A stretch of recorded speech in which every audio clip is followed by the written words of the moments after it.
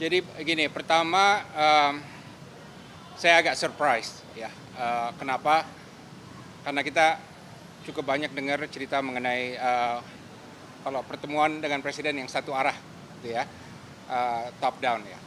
Tapi yang saya lihat hari ini, saya surprise karena suasana totally open. Waktu mulai itu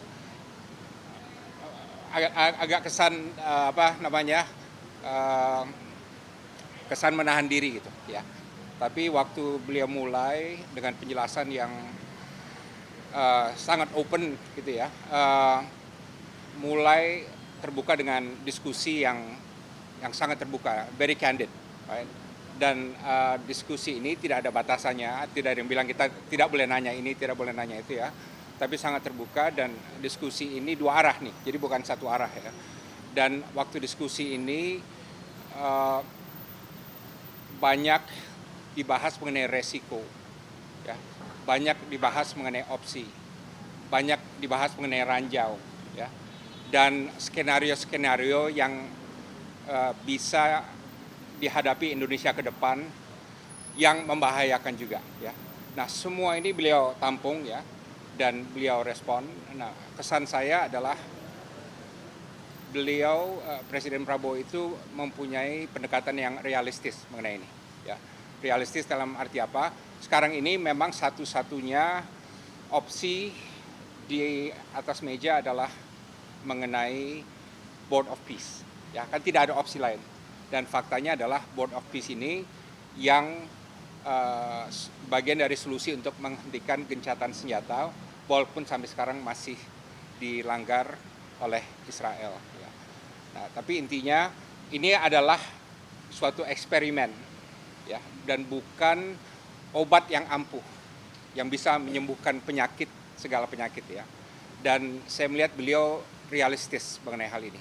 Ya, beliau melihat ini ada resikonya, ya. Tentu resiko terbesar adalah Israel, ya, karena Israel mempunyai pengaruh yang besar sekali terhadap Trump gitu ya. Tapi beliau menyatakan kami yakin kami bisa mengimbangi karena segala sesuatu yang kita lakukan kita jamin harus ada kekompakan dengan negara-negara Islam. Dan kata lain, kalau leverage Indonesia tidak begitu besar, misalnya ya, akan lebih besar karena kita selalu menjaga kekompakan dengan negara-negara Islam antara Saudi, Turki, Mesir, Jordan, dan lain sebagainya. Gitu. Jadi beliau cukup realistis, ada resiko itu.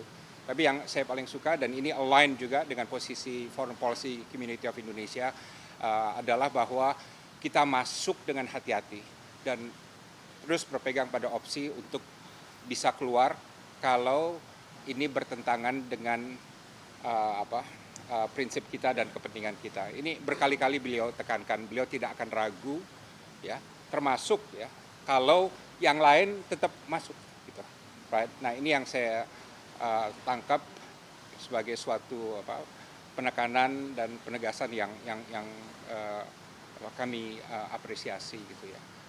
Tapi sekali lagi beliau perdebatannya terbuka, tidak ada batasan, penuh dengan masukan, resiko dan kritik, beliau terima semua. Dan tadi juga beliau bilang ini akan menjadi suatu forum yang akan terus berlanjut. Jadi tentu kami apresiasi. Beliau juga sadar bahwa ada masalah atau ada tantangan komunikasi dan persepsi publik. Ya, beliau sangat terbuka itu dan memang emang tantangan berat nih, ya, karena banyak sekali suara-suara dan banyak sekali hal-hal yang tidak bisa diungkap ke publik, tapi tadi beliau ungkap secara terbuka dan secara apa adanya dan juga secara off the record. Gitu. Itu dibahas, ya, itu dibahas dan saya tidak punya wewenang untuk menyatakan kesimpulannya, ya, tapi dibahas apa pandangan beliau mengenai hal ini. Juga tadi ada konfirmasi ini bukan dari porsi apa gitu ya. Tapi juga ditekankan bahwa this is still in progress, masih dalam pembahasan gitu ya. Dan itu yang paling jauh saya bisa katakan karena saya tidak punya otoritas mengenai hal ini.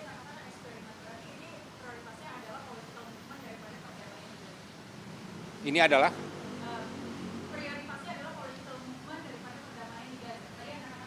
ya ini eksperimen dalam arti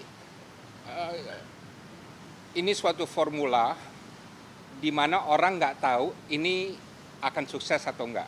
Resiko gagal tinggi loh, ya resiko gagal tinggi karena berbagai faktor, ya karena berbagai faktor. Bisa faktor Trumpnya, bisa faktor Amerikanya, bisa faktor Israelnya, bisa faktor lapangannya, bisa faktor Hamasnya dan lain sebagainya. Resiko tinggi, kan kita nggak ada yang tahu apa yang akan terjadi. Right? Jadi saya katakan ini suatu eksperimen dan eksperimen yang penting karena apa? Ini satu-satunya the game in town pada saat ini. Tidak ada formula lain, tidak ada solusi lain, tidak ada jalur lain. Jadi kan ini,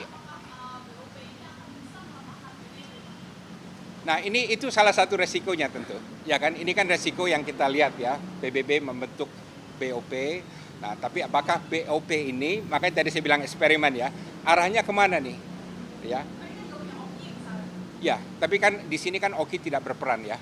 Oki berperan di belakang sebagai pihak yang yang mendorong adanya two-state solution dan lain sebagainya. Tapi untuk di lapangannya itu nanti ditangani oleh instansi sesuai dengan kesepakatan dari 20 point plan yang dibentuk oleh PBB.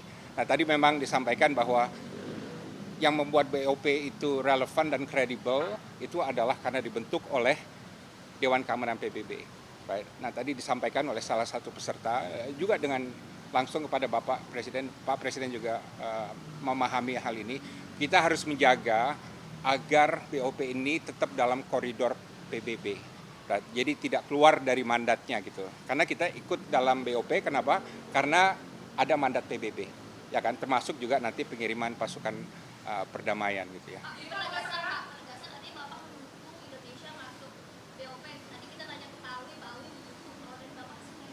Posisi saya sudah jelas dari awal.